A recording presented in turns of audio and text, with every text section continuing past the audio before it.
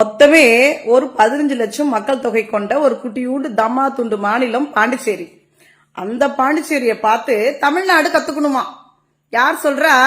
இந்த ஆச்சரியக்குறி தற்குறிகளின் தலைவன், பெரிய தற்குறி, திடீர் அரசியல்வாதி, அரசியல் கத்துக்குட்டி விஜய் சொல்றான் பாண்டிச்சேரியை பார்த்து தமிழ்நாடு கத்துக்கணுமா? அட கிறுக்கு பயல, முதல்ல நீ உனக்கு எவனோ எழுதி கொடுக்குறான்ல A4 ஷீட்ல வந்து வசனங்கள், சினிமா டயலாக் மாதிரி, அதை ஒழுங்கா பார்த்துட்டு போற இடத்துல பேசுறா. மக்களுடனான சந்திப்புன்னு சொல்லிட்டு பெருசா அட்ராசிட்டி பண்ணிட்டு பெருசா இது பண்ணி சீன் போட்டுட்டு பாண்டிச்சேரியில போய் நின்னுக்கிட்டு இவன் என்ன சொல்றான் தெரியுங்களா? பேசுறதே மொத்தமே ஒரு 15 நிமிஷம். அதுல 10 நிமிஷம் என் நெஞ்சில் குடியிருக்கும், நான் கட்டியில் குடியிருக்கும், நண்பா நண்பி பிளா பிளா பிளான்னு அது ஒரு 10 நிமிஷம் போயிடுச்சு.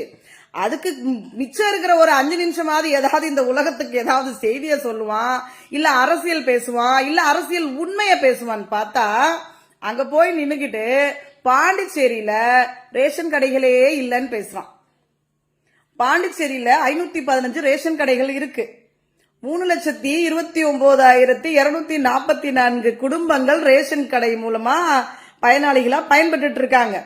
இது தெரியாம எவனோ எழுதி கொடுத்தத அப்படியே போய் வாந்தி எடுத்துட்டு இவன் வந்து திமுகவை பார்த்து அங்க போய் நின்னுட்டு கேள்வி கேட்கிறான். பாண்டிச்சேரியில போய் நின்னுக்கிட்டு பாண்டிச்சேரிக்கு போனா அங்க இருக்கிற பிரச்சனைகளை பேசுவானா? அங்க நடக்கிற கொலை, கொள்ளை, ரவுடிசம், கட்ட பஞ்சாயத்து, அங்க பெருகி ஓடுற சாராயம், இத கடைகள், அதை பத்தி பேசுவானா?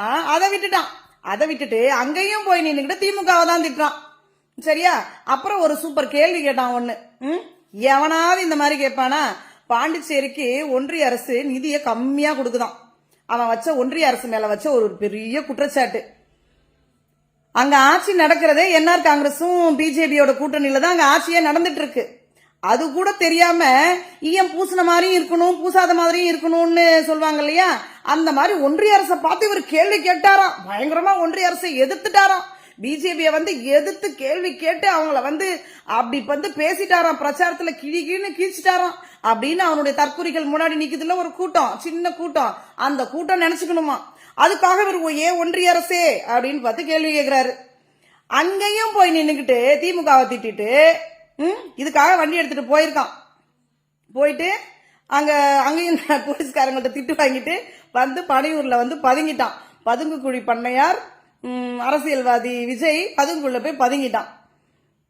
இவனையும் நம்பி ஒரு கூட்டம்.